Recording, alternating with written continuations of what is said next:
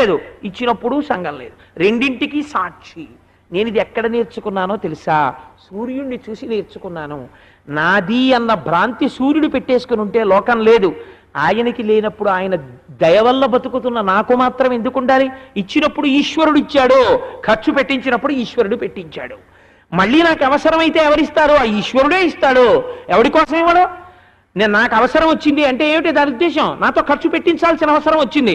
నాతో ఖర్చు పెట్టించాలంటే ఎవరివ్వాలి? నేను ఎవరిని నమ్ముకున్నానో వాడే ఇవ్వాలి. లేకపోతే ఎవడిస్తాడు నాకు? వాడిని నమ్ముకోవడం ఎందుకు? కాబట్టి వాడే ఇస్తాడు అన్న పూనిక నీకుంటే ఈశ్వరుడు నిన్ను ఎందుకు రక్షించడు? ఇది ఈశ్వరుడు యందు పూనికతో నువ్వు ఖర్చు పెట్టి తరించిపోతావు. ఈశ్వరుడు యందు పూనికతో నువ్వు సంపాదించి తరించిపోతావు.